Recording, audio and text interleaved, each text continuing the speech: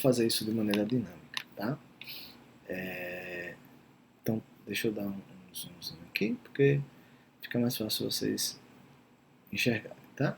Aqui está a minha região, tá certo, pessoal? Ok? E olha, esse meu A aqui deveria ser, na verdade, meu N. Vou até mudar aqui o nome dele para vocês não se atrapalharem. Esse A, na verdade, deveria ser o meu N, tá? Deixa eu ver se eu consigo botar N aqui para vocês não atrapalharem. Consigo, ótimo. Esse A é o meu N, ou seja, esse A, na verdade, é a quantidade de retângulos que eu estou dividindo, tá? E aqui eu estou, né, justamente, eu vim para esse programa para eu poder variar essa quantidade de retângulos para vocês conseguirem enxergar de maneira melhor, tá? Vou dar um zoom aqui, não gostei muito, tá? Não gostei muito, deixa eu botar só para ajustar aqui, ver se eu consigo. Ok, pronto, tá melhor. Pronto. É a mesma região, tá, pessoal? Só estou dando aqui um zoom. Então, por exemplo, né, vamos lá começar. Cadê? Era para estar aparecendo o valor da soma à esquerda. Não está aparecendo. Era para estar aparecendo o valor da soma à esquerda. Ok, está aqui, agora está certo. Então, veja só. Vamos lá, pessoal. Então, aqui está a soma à esquerda, do jeito que eu falei, tá? Aqui está o gráfico da função aqui em azul, tá certo? E o que acontece é o seguinte, eu dividi aqui em só dois retângulos, tá? Só dois retângulos. Você vê que isso é uma aproximação muito grosseira, porque aqui está sobrando esse tantão aqui bem grandão e está faltando esse tanto e não dá para saber o que é que, né, a relação do que está sobrando com o que está faltando. A soma da área desses dois retângulos está aqui embaixo, dá 21,71. Tá? Naquele meu desenho, por exemplo, eu estava com 10 retângulos. Tá? Veja que foi para 21,65. Estava de 21,71, foi para 21,75. E a gente já percebe, na verdade, pessoal. Deixa eu dar só um passo, olha. Ó, eu vou de 2 eu vou para 4. Tá? O que acontece, olha, quando eu estou aqui em 2, olha para essa região. Quando eu dividir isso aqui no meio, pessoal, quando eu dividir isso aqui no meio, o segundo retângulo aqui vai vir para cá. E essa parte aqui que vai estar sobrando, tá? Ela não vai estar mais, então vai sobrar menos. Da mesma forma, quando eu subdividir isso aqui no meio, olha, vai dividir aqui no meio, tá? Então a altura do quarto retângulo vai vir para cá. Então vai faltar esse daqui, mas essa parte para cá não vai estar faltando, então vai faltar menos. Então por um lado aqui vai sobrar menos, por outro lado aqui vai faltar menos. Preste atenção aqui, vou para logo 4, porque é múltiplo de, né? Vou 4, 8, fica mais fácil de ver. Então, olha, tinha uma região todinha aqui que estava sobrando também e que agora não está sobrando. Da mesma forma, o retângulo estava aqui, nessa altura.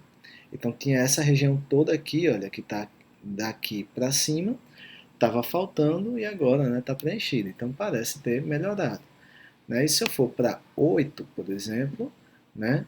Mais uma vez, olha, no 4, onde estava aqui, daqui para cima estava sobrando, né? Como também daqui para cima estaria sobrando, e agora não está mais. E aqui a mesma coisa, olha, quando eu olhava aqui nessa partezinha daqui, quando tinha só 4, essa partezinha daqui, olha, dessa altura até cá não estava preenchido e agora está. E quando eu vou aumentando o número, e aí eu vou aumentar mesmo, pessoal, para vocês verem, olha. Aqui eu botei, eu acho que até 100, não lembro, mas eu vou aumentar muito. Quando eu vou botando, olha, vou botar logo no 100, tá? Veja o que acontece. A gente vê que o que sobra agora é realmente muito pouco. E o que falta também é muito pouco. Eu precisaria dar um zoom para ver. Veja que ele está em 21,51. Está parecendo que está se aproximando de um valor aí, tipo 21,5, eu não sei.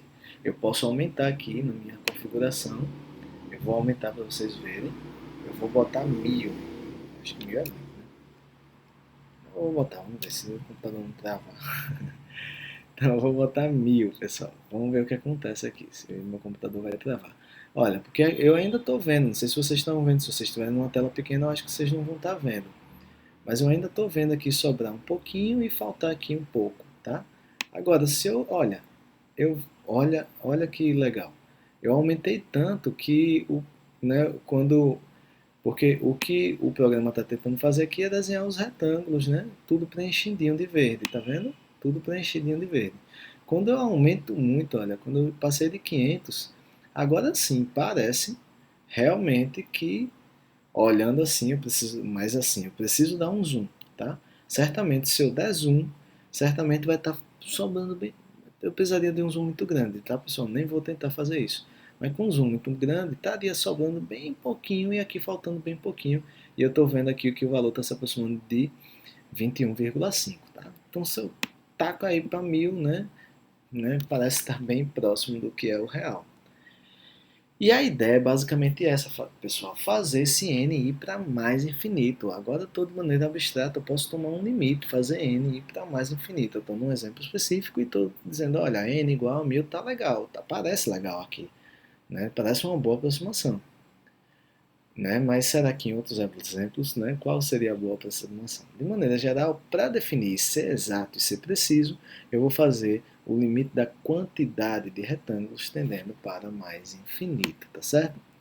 Agora, antes de voltar para os slides, pessoal, o que acontece é o seguinte, ficou meio ruim aqui porque eu botei 1000, né? Vou voltar para 100, voltar para 100, pronto, voltando aqui para cá. Lembra que eu disse assim, olha, eu estou tomando as alturas dos retângulos sempre da esquerda, isso se chama de soma à esquerda. Eu poderia tomar as alturas do retângulo, tipo, o primeiro retângulo ter a altura aqui, em f de x1. O segundo retângulo ter a altura aqui, em f de x2. E o terceiro retângulo em f de x3 e assim vai. Isso seria a soma à direita. Mas, mais geral ainda, eu poderia tomar um x, uma estrela aqui no meio qualquer e tomar a altura do primeiro retângulo, f de x1 estrela. Pegar um x2 estrela aqui no meio qualquer e pegar a altura do segundo retângulo, f de x2 estrela, e assim vai. Porque quando eu faço o limite e tender para mais infinito, esse valor aí no meio vai ficar espremido, né? Esse x aí vai ficar espremido, porque quando você pensa assim, tipo, o primeiro retângulo, quando eu faço a quantidade ir para mais, esse n ir para mais infinito, o comprimento desse retângulo tende para zero. E aí o x aí no meio acaba ficando espremido, tá? Isso é uma das observações que eu vou fazer já já. Tá? Então é isso que eu estou dizendo. E aí tem outras somas que são importantes. Essa é a soma à esquerda, que eu até acho mais legal, só que para definir o da esquerda fica melhor. Essa aqui se chama soma inferior.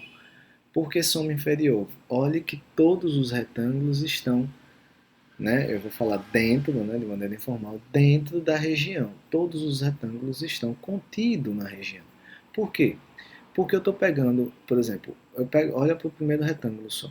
A altura desse retângulo é o menor valor que a f atinge nesse primeiro subintervalo. Então, olho para esse primeiro subintervalo, olho para o gráfico da f, o menor valor que a f atinge seria com um y, né? Com um y aqui nessa altura. Então, peguei o menor valor da f nesse subintervalo. E eu fico fazendo isso. Em todo subintervalo eu vejo qual é o menor valor da f. Sempre o menor. Veja aqui que o menor está aqui. Porque aqui está o menor sempre à direita, mas olha, o menor nesse caso está bem no meio. Tá certo? E assim vai, né? Nesse caso aqui, o menor está mais à esquerda porque a função é crescente. E você vê que mais uma vez aqui, o menor está um pouco, digamos assim, estaria um pouco diferente. Né? Aqui está um menor à direita, porque a função aqui é decrescente. Bem, mas essa é a soma inferior. E aí, mais uma vez, o que acontece é que, nesse caso, está sempre faltando, né? As áreas dos retângulos, quando eu somo tudinho, está sempre faltando para eu chegar na área da região que eu quero. Mas quando eu faço o n crescer muito, você vai vendo que, né, aqui está o valor dele, olha, 21,2, quando eu vou crescendo, ele vai subindo. Tá? Eu parei em 100, deixa eu botar 1000 só para ver se aproxima que nem no outro de 21,5. Vamos ver o que acontece. Só para ver se aproxima de 21,5. Né? Aqui vai sempre por baixo, né? Olha, 21,48, tá vendo? 21,48, não está tão ruim. Da mesma forma, eu poderia tomar Opa. Poderia tomar o que a gente chama de soma superior. Nesse caso, eu olho para o primeiro retângulo, eu olho para o primeiro subintervalo, vejo qual é a maior altura da f. Nesse caso aqui, nesse ponto, olho para o segundo retângulo, subintervalo, desculpa, vejo qual é o maior valor que a f atinge, e essa vai ser a altura do segundo retângulo, e assim vai. Veja aqui mais uma vez, quando eu chego por aqui, né, vai mudando, né? Não é nenhuma soma nem à direita nem à esquerda, porque varia. Estou sempre pegando o maior valor de f no subintervalo para ser a altura do retângulo respectivo aí no subintervalo, tá? Então essa soma é a soma superior e ela estará sempre sobrando, né? Sempre sobrando. E aí deixa eu só fazer esse negócio para 1000 para ver se aproxima de... eu estou com a impressão que a área deve estar aí muito perto de 21,5 mesmo, porque o da soma à esquerda, que nem é sempre abaixo, nem é sempre acima, deu 21,5. O inferior ali, né, com 1000 retângulos, se aproximou de 21,48, e esse superior com 1000 retângulos, né, se aproximou de 21,51. Então nessa região aí eu imagino que deve se aproximar de 21,5. Mas aqui eu peguei uma FMAC qualquer, eu não sei quanto é que dá não. Estou aqui realmente vendo o que é que o programa está me dizendo, tá, pessoal? O que eu quero é que vocês entendam qual é a ideia de área, tá? Como é que a gente vai definir essa área, tá bom? Tá, mas vamos lá, pessoal. E que fórmula é que tem esse negócio aqui para essa área? Bem, aí eu vou voltar para o meu slide. Veja, não é tão difícil não.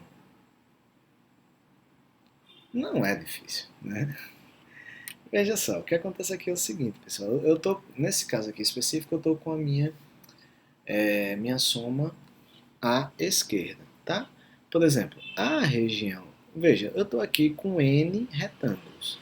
E qual é a área de cada retângulo? Então, veja, o que acontece aqui é... Olha, olhando para esses N retângulos, qual é a área da soma desses N retângulos? Veja, qual é a área do primeiro retângulo? Lembre que a base é sempre ΔX, né? Que é igual a B menos A sobre N, beleza? A base aqui eu estou considerando igual. Então, a soma dessas áreas aí, que seria a soma à esquerda, tá na caneta, deixa eu botar aqui preto. A soma dessas áreas aí, que eu vou botar assim, com S, a soma dessas áreas aí, né? Eu vou botar assim, soma à esquerda, dessas aqui, tá? Dessas N. Não estou dizendo que isso aqui é a área, não. A soma das áreas desses retângulos aqui dá quanto? Vamos lá, preste atenção. Olha para o primeiro retângulo. Tá? A base é ΔX e qual é a altura? Como eu estou tomando a esquerda, eu estou tomando a esquerda justamente para ser mais fácil. A altura é F0. Então, no primeiro cara, a altura é F0, né, que é a altura vezes a base. A base é ΔX. Mais o segundo cara. Quem é a altura do segundo retângulo? É o F de x1. Aqui é o F de x0. Eu não sei o que foi que eu falei. É F de x0 vezes ΔX. E a altura desse segundo retângulo é F de x1, tá? Vezes ΔX. Então aqui é F de x1 vezes ΔX. Veja, e aí eu saio somando, né? Eu somei 2, aí vai vir o terceiro. Aí aqui, né? Vai ter um F de xi vezes um ΔX, mais, né?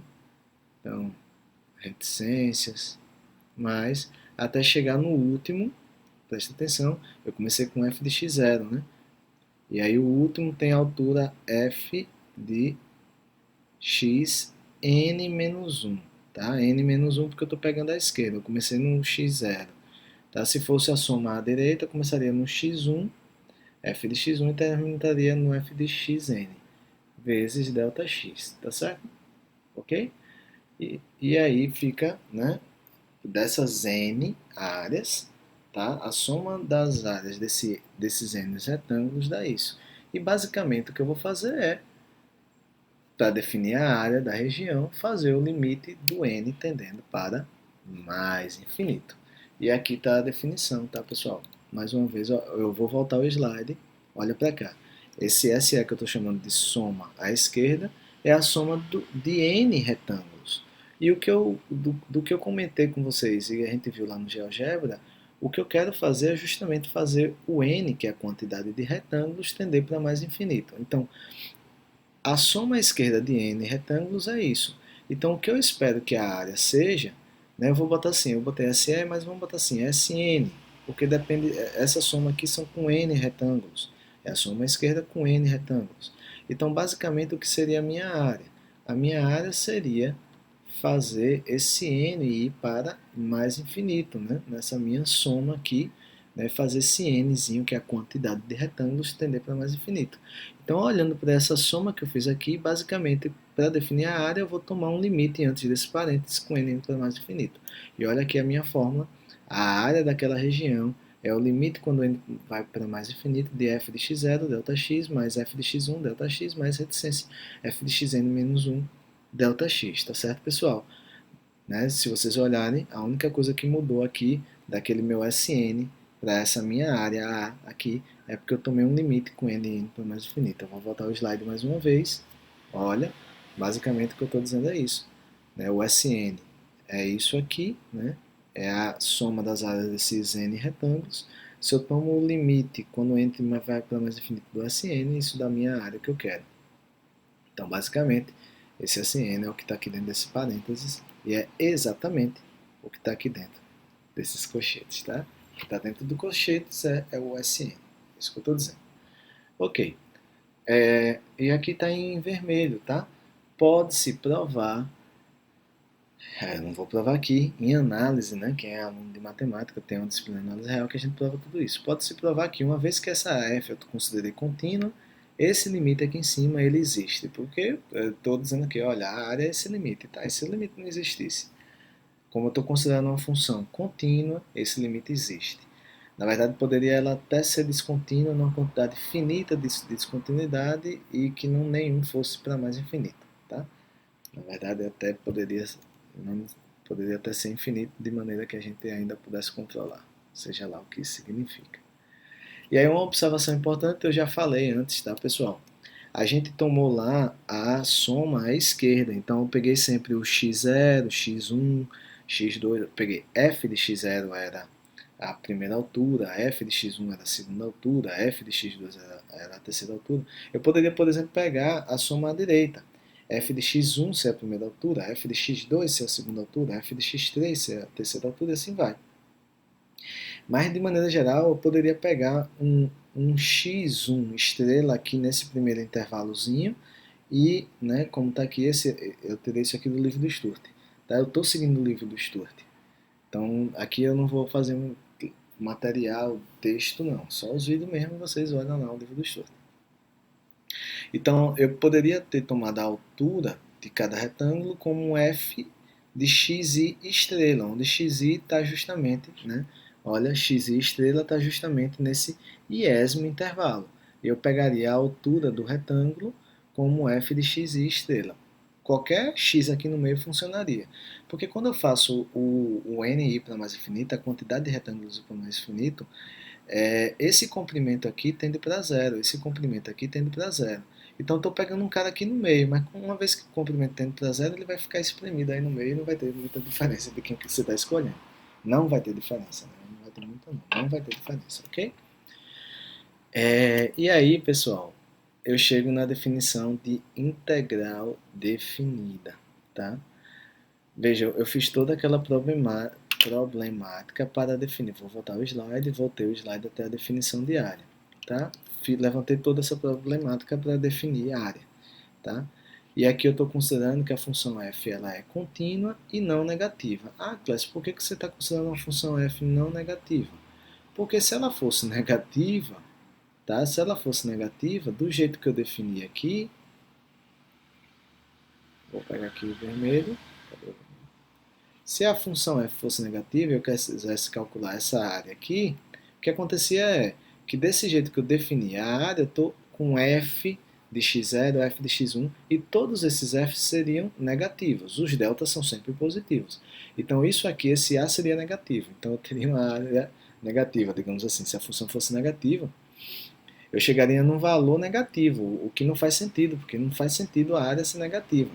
Então, para definir a área, preste atenção, para definir a área aqui, essa minha definição, eu peguei f contínua não negativa, justamente para nessa minha expressão não dar um valor negativo.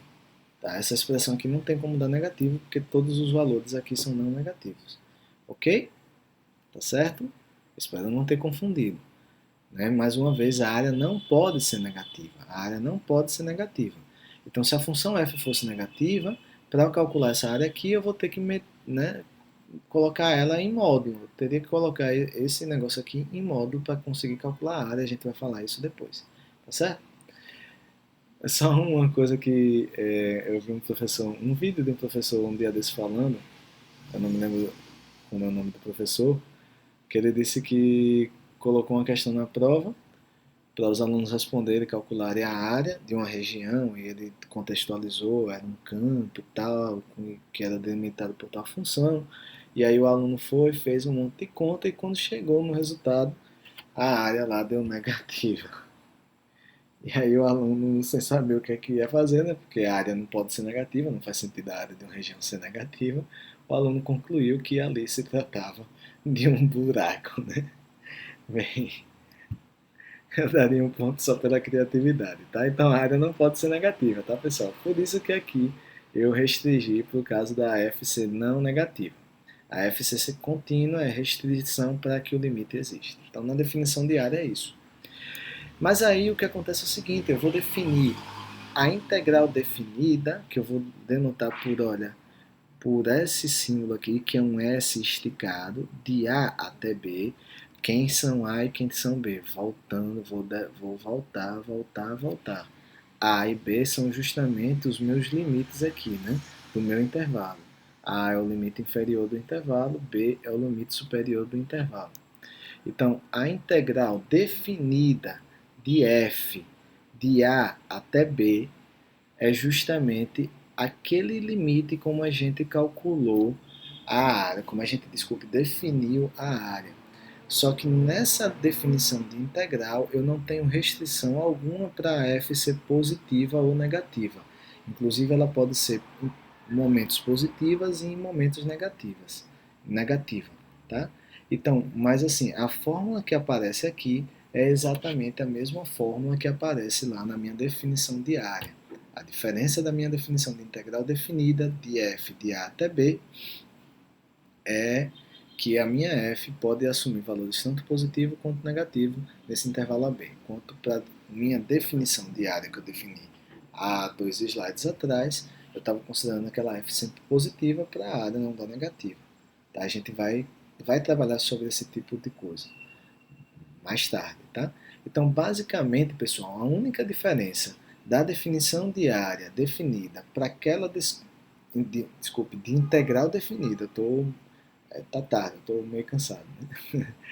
A diferença para a definição de integral definida de f de A até B para aquela região que a gente estava, para a área daquela região que a gente estava tratando, é que lá na definição de área eu exigia que a f fosse positiva para eu não ter uma área negativa, que não faz sentido.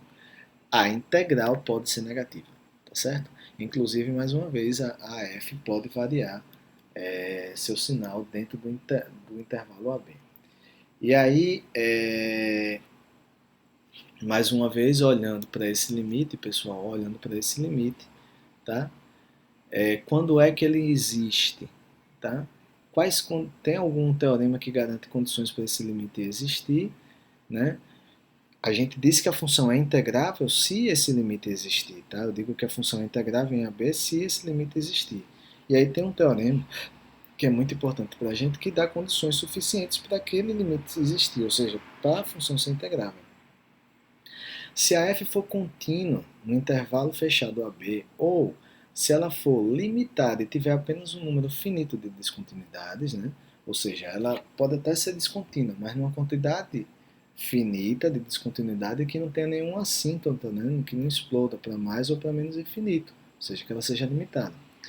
Se ela for contínua no intervalo, ou se ela não for contínua, mas ela for limitada e tiver apenas um número infinito de descontinuidades, então ela é integrável nesse intervalo AB. Né? Aquele limite, vou voltar ao slide, esse limite vai existir se a função for contínua ou se tiver apenas uma quantidade infinita de descontinuidade, nenhuma indo para mais infinita ou para menos infinita, tá certo?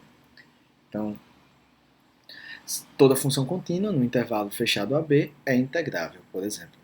Tá certo? Toda função contínua no intervalo fechado AB é integrável, que é a maioria dos casos que a gente vai trabalhar, ok? Depois a gente vai trabalhar a que a gente vai chamar, essa definição é de integral definida, preste atenção, porque vai vir depois a integral indefinida e depois a integral imprópria.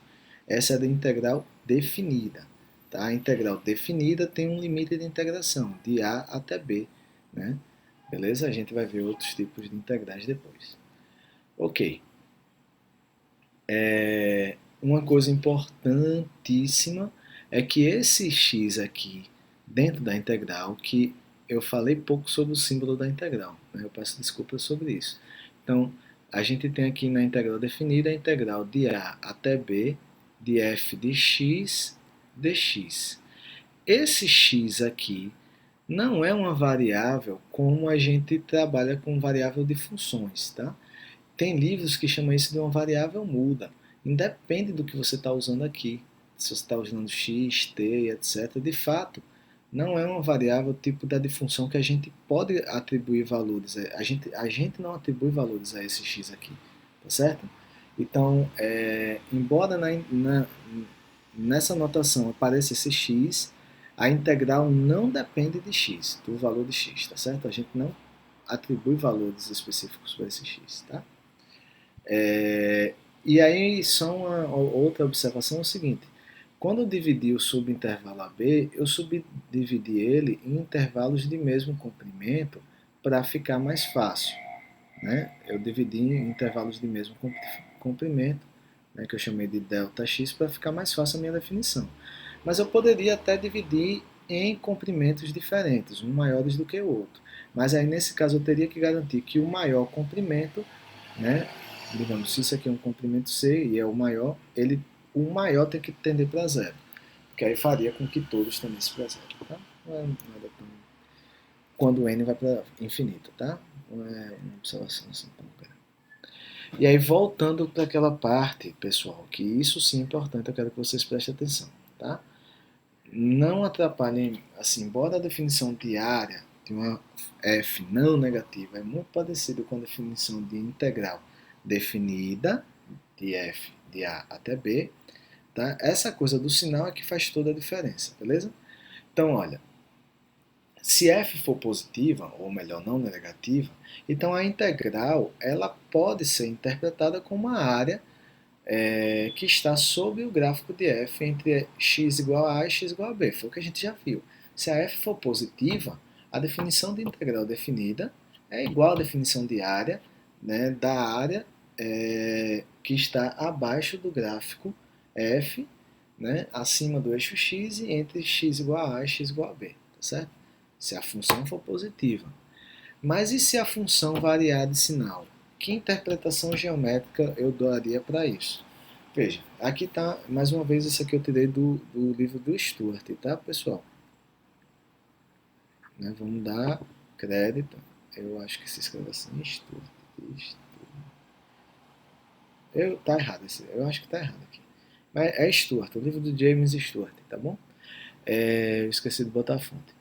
Então, por exemplo, se eu pego aqui essa função, olha, de A até B, ela variou de sinal. Ela era positiva, passou a ser negativa, depois voltou a ser positiva. Que interpretação geométrica eu daria para a integral dessa f? A integral dessa f é a área dessa região aqui com essa? Não, porque nesse caso aqui essa parte vai estar negativa.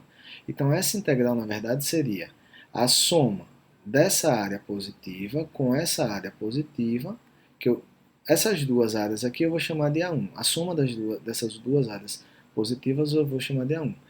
E essa área aqui que está aqui embaixo eu vou chamar de A2. Então a integral na verdade seria essa parte em azul A1 menos a área dessa parte daqui, certo?